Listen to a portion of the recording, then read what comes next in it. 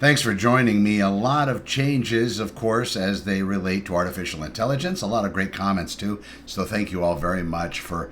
You don't have to subscribe or like, but I do appreciate the comments. They mean a lot. They definitely keep me on my toes. And yeah, I was super fat for a long time, so hence I'm wearing this because I kind of like the way I feel a lot more than I did before. So that's why I wear the shirts that I do. And I just, anyway, I'm overcompensating, okay? If you really want to know the truth, let's talk about AI, though, and what's happening on that particular front. A lot of people are talking about the autonomic or the agentic form of artificial intelligence, and I was talking with a friend of mine a couple weeks ago. He was telling me that AI is something that's programmed, and I think he's missing the boat, as maybe a lot of us are. Of course, it was given a certain set of instructions, depending on what large language model or AI system you are talking about. Some of them are very, very good at the focus of playing, let's say, video games, maybe chess or Go, various types of video games. Other types of artificial intelligence have been basically set up to do research, some kind of medical research, maybe biological research, those sorts of things. Others have been trained to fold proteins, to look at protein folding and to come up with solutions on that particular field. And then others are great at mathematics, physics, the quantum realm, these sorts of things. And again, they all have all of the world's information and data regarding all of those systems. But what I think my friend totally missed is, in fact, the systems are starting to self-improve themselves. Now, they already have all the information out there. They have all the world's data. They have every book ever written, for the most part. They have every audio recording ever put out in public view. They probably have access to a lot of them that weren't actually put out for public view, but people have given up in some way, shape, or form. Maybe they were asking them to look at a particular transcript for a video, and that gets put into ChatGPT or Grok or Copilot or any one of the others. So that data, because of the terms of service, you've agreed to allow yourself to be subject to having your information looked at and reviewed for improvement of the large language model. Well, now that becomes its data. So not only is it looking at the social media realm, it's looking at everything ever written. And again, because of that, there are certain lawsuits that have started as a result of people saying, well, that's my property, that's my intellectual stuff, this is stuff I've come up with, and now ChatGPT is using my blog. I'm a real estate agent, so SantaClaritaOpenHouses.com/blog. It's using that information in order to make itself better. Why am I not being compensated? So there's tons of attorneys out there that have crawled down that rabbit hole and have sued the biggest companies, and that still hasn't been settled, and probably far from it. But again, you have attorneys on this side, the ones that are the victims. You have attorneys on the other side, the ones that are trying to protect them from these lawsuits. And of course, we have stalemates that exist. It's going to have to get in front of somebody bigger that's able to make those decisions as to whether there's any kind of standing for the people that said that they've created harm. They've been harmed in the process of these systems going out there and, of course, learning their information and using that for public view. With the systems themselves, because they've completely exhausted all of the known data, then it's going to come up with something called synthetic data. And we have net zero, which is something that has happened, or absolute zero, I guess I should say. I think net zero was an internet provider back in the day, if I remember right. This was probably a little bit after AOL started, but again, net zero was something. But what has happened was the Chinese model DeepSeek, they themselves have come up with absolute zero, which is basically a system that is generating its own data and constantly refining itself, rewriting its code, making itself better. So when I was talking to my friend and they said, well, it's really nothing to be concerned about because it's not doing that. Absolutely, it is doing that. And is that something to be concerned about? Should we be panicked about that and worry that that's going to be the end of all humankind? Probably not yet, but we are just really a few good ideas, as I believe that was a quote by Altman back in the day. He basically stated, when is this going to happen? When are we going to get into this world we can't see? And he was talking about a few good ideas, maybe a few good steps from it actually breaking into it, causing the entire world to basically really notice that it's coming. Looking at statistics, about 1 in 50 are really wrapping their minds around, or at least trying to understand more about it. how it's going to impact their own lives and their own business. And I really believe that thought experiment is something all of us should do. As a police officer, when I was on the LAPD, if there was a new weapon system or something people were trying to sneak in, we would develop the training and try to learn about whatever people are hiding on themselves that we might not necessarily see as a weapon. We might leave them in its custody, and then this thing could be used against us in some way or against somebody else. So once we saw that there was this particular device or item that people were using in the furtherance of some kind of a crime, we would then have our dreams about it. We would think about it. We would say, well, if somebody was using this, how could they best use it to maybe hurt me or hurt my partner or hurt somebody else in the world? And then from there, you start to build on to that. That's the same thing, the same type of development process we should all be going through with regard to AI. Now, it's not building a smarter knife or a better weapon. Well, I'm sure it is. But that's probably not what we should be looking for, at least now. We should see how it's going to impact our specific lives. So if you have kids, right, they're 8, 5, 10, 8, somewhere in that particular range, you might want to sit down with your significant other, if you're alone in this world, you yourself, and figure out if, in fact, this is something that they should be subjected to. And then are there any control mechanisms that you might be able to put on there, just like porn and these other crappy things out there in the world. Well, you might think they're great, but things that do tear down the human mind and that idea of that human-to-human connection, and basically get rid of any kind of a relationship that there should be, hopefully, with humans to humans. Now, if you don't agree with that, or you have another thought process in mind, you be you. But for most, I think a lot of people are letting their kids interact with a lot of the stuff online, a lot of the social media realm, and of course games. It's easy to shut the kid up if they're acting out and being loud. Just throw them your phone and say, have at it. Though that might be a problem, and especially now if we're talking about artificial intelligence, if you've ever struck up a conversation with it, if you've ever talked to it, if you unlock the microphone on your phone, if you're using it there, if you have a desktop or whatever it may be, a laptop, and you happen to interact with it, it does have a microphone feature where you can start speaking, and it comes back with you, at you with a voice of its own. Now you can modify the voice, make it a different sound or whatever it may be. But the thing is when it does come back to you, it sounds very human in nature. In fact, if you've been interacting with it for any amount of time, it's going to know something about you. When I ask it about me or myself, or I'm trying to maybe develop a new business model for real estate, or trying to adjust something in some of the social media postings that I'm doing, it often comes back with particular personal traits or personal ideas and personal reference points about me, myself, and it's very interesting. It's almost like I'm talking to somebody that I've known for quite a while. The more information you give it, the more it's going to have on you. Now, then that question comes in, should we be giving it any information about ourselves, or should we just stand away? If we don't do it, other people will. And that doesn't mean if we're going to go to a cliff, if your friends are going to jump off, would you, as Mom used to say. But in this case, I think we need to be aware of what us not jumping off might be like. So these are other questions to ask. So first, you want to crawl down the rabbit hole of with your family, your kids, those people closest to you, the ones that you're somewhat responsible for their development, at least up until a point.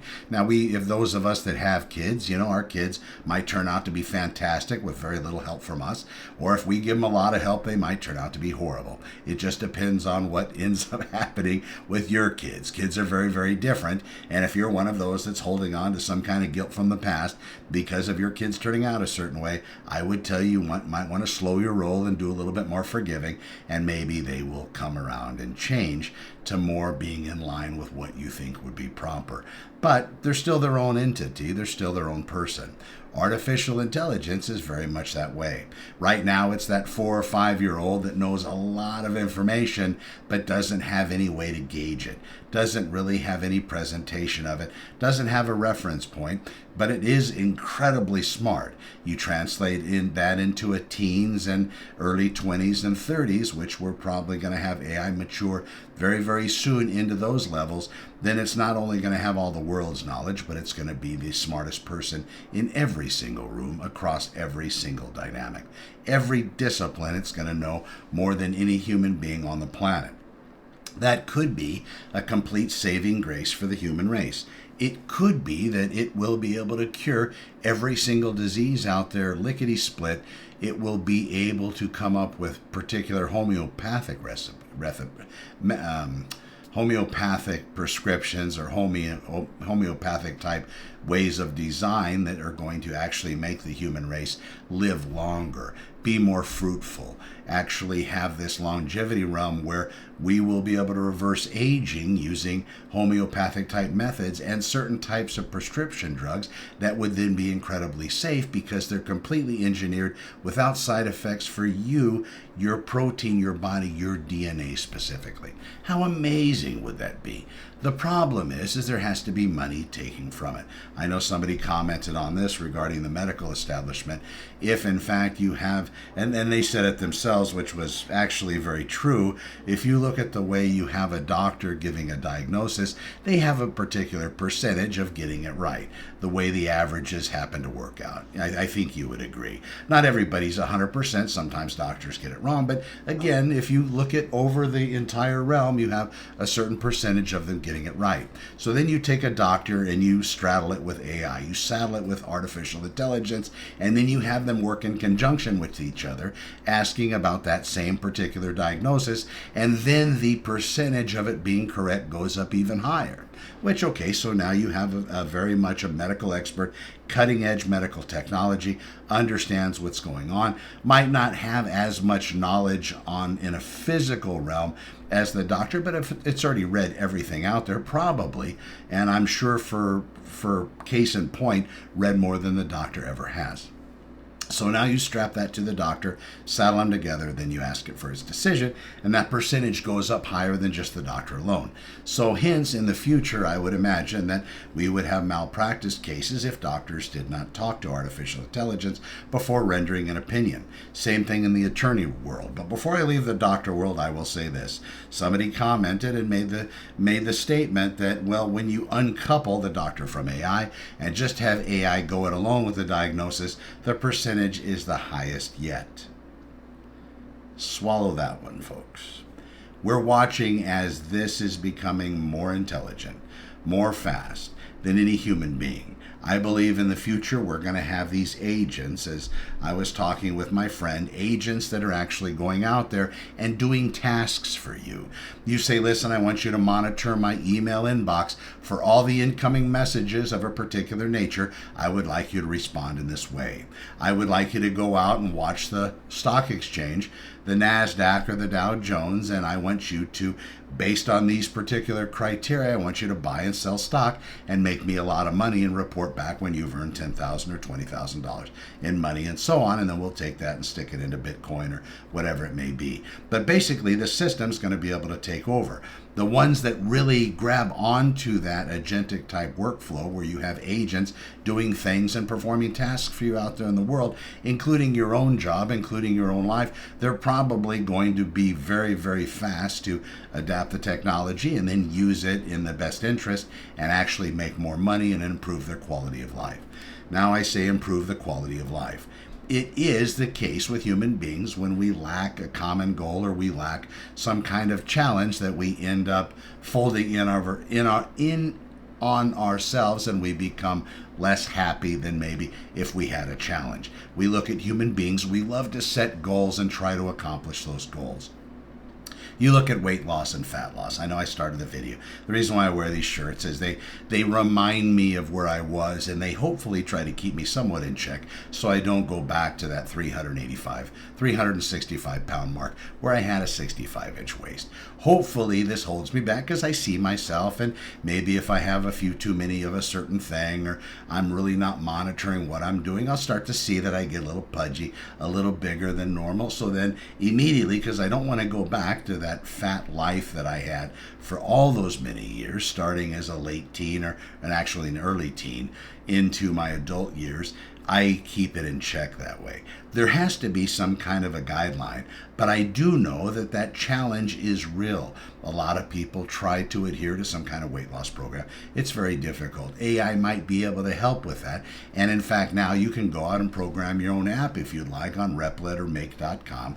You'll be able to just basically talk to the system and say, I've been trying to lose a lot of weight. It hasn't really been working out for me. Can you please build me a weight loss app where I might be able to monitor what I'm eating, maybe incorporating some kind of intermittent fasting schedule into the process, because that's what some people are saying is great, and then maybe remind me to get my hormones checked and maybe get my medical monitored and maybe do some kind of exercise every single day, including something that might maintain muscle for sure, and then build me what kind of workouts, what kind of movements I should be doing, what kind of equipment do I need. Would you put together something like that? And here it goes for $29 a month, and I think there's an introductory sign up for Replit for $15 a month. It will build it for you. So now you have your own personal app, Connor's app for fat loss, and it will be there and you can interact with it. You didn't, back in the day, trying to even build a website, there were thousands of dollars, many hours expended trying to get this person on the other end of the phone, that expert coder, to understand exactly what you wanted. Now, we have designers. I had a lady from the Visual Sense back in the day. They're still very much in business. She has that sight. She is truly an artisan in her craft. She understands the way things look, how the human mind comprehends it, and these sorts of things. But with her, you have to understand that she does have that particular intuition to be able to build things. But now, if you can have the idea, these agentic systems like Replit and Make.com and the others, they actually do come up with ideas. And if you see something that you don't like, you tell them, I'm really not liking the way that this looks. I want it a little bit more techie, maybe with a Tron 2 type vibe with that dark red and black. Then it will come up with it and build it for you. It's just remarkable. How does that change your life? How does it make your life different? How does it impact those around you? And if you have any kind of a business or you're working for someone else, you want to see how it's going to impact that. Don't wait too long before you start actually considering where this is going. The reason being is this. You can look at it this way. It is an alien intelligence that's going to be here very soon. Now, of course, it's already here. But what I mean by when it's going to really be earth-shaking, you don't want to be the one thinking, God, I've heard about this, but I never really looked into it. I wish I had. This is something you need to pay attention to now.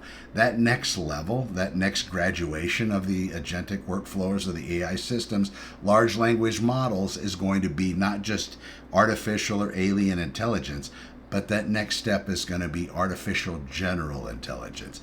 And there's a lot of differences as far as the definition of what that term means. But the way that it makes most sense to me, and correct me if I'm wrong, tell me what it makes most sense to you in the comments. But what it makes most sense to me is the fact that whenever these systems become smarter than every human being on the planet, in those particular disciplines in a general type of way. So it's basically going to be the best coder, the best scientist, the best doctor, the best attorney, the best police officer, the best everything, the best plumber, journeyman, contractor, accountant, and architect, and everything else you could imagine white collar. The blue collar sector, those hands-on things, those are going to take a little while. They're going to take a little bit longer because of the robotic interfaces that need to be put together in order to allow these to come together in that regard. But, they're using great technologies building these. I know China, there's a lot of drone technology. These drones are actually able to be day and night typed to a particular person, have explosive ordnance on board, and it can be launched from anywhere in the world using solar arrays and travel around as long as it takes to get to the human that it's been designed to go after. That's a little scary, but they're out there. These systems are going to continue to grow once the entire realm of artificial intelligence goes to that general intelligence quotient, where it's actually as smart as the smartest human being on the planet across all genres. Then we will see something that we can't see now. But we have to be in there. That kind of either utopia or dystopia is just going to happen. And again, going back to what Altman said, within a few ideas from now.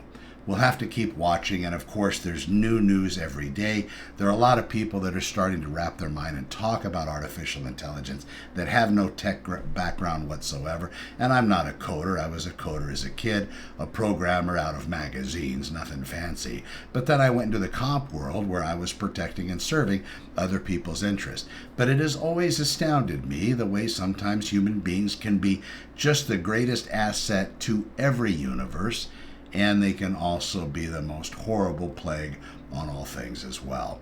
Depends on the human, and it depends on, I guess, their bottom line and what they want out of life. You, be a good human, look at artificial intelligence, how it's going to impact, apply it to yourself, and keep yourself updated as to what's happening. I will leave you with this, as I always do in almost every show that I produce here at AI with Honor. Make sure you're not believing things that aren't true. Verify them more now than you ever have. Just because a computer is telling you or AI is telling you doesn't mean it's the case. This is a very small example of a much bigger issue. I will go in, I will ask one of my AI models, either ChatGPT or Grok or something of that nature, and I will say I want a 3,000 word blog post about Santa Clarita real estate dated for today. Here's the real estate data I want you to use. I'll put it all in there, and then I'll have it go to work. When it gets done, it will literally say to me, this is an in excess of 3,000 word blog article that you were asking for with the terms that you're looking at. I will then take that blog article, copy and paste it into my blog, which it does a word count, and the word count is nowhere near 3,000 words. I'll go back to it and I will say, the word count that you gave me, although you said it was over 3,000 words, is actually less than 1,000, 885 or whatever the number is. It will then say, sorry about that.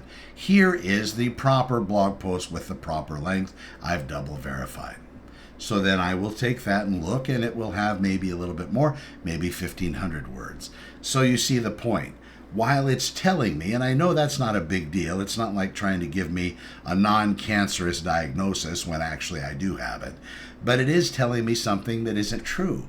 And the way it's selling it to me, why wouldn't I believe it? It's only because, not that I'm counting each individual word, but when I did plug it into my blog, I then see that the word count there is nowhere near that. When I call the system on it and say, listen, it's not the word count you said, oh, I'm sorry about that. Here it is. And then it continues to do it.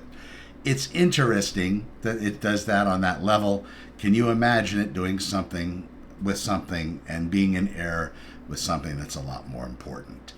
Be wary of it, but again, understand it so we can move through the future together, hopefully in a very survival type method where we do experience this utopia that it seems like it could bring, as long as the capitalism kind of calms down just a little bit, and the money that people are making from it isn't really the focus, and it's our longevity as human beings in a peace and loving world that we should be adopting. I'm Connor with Honor.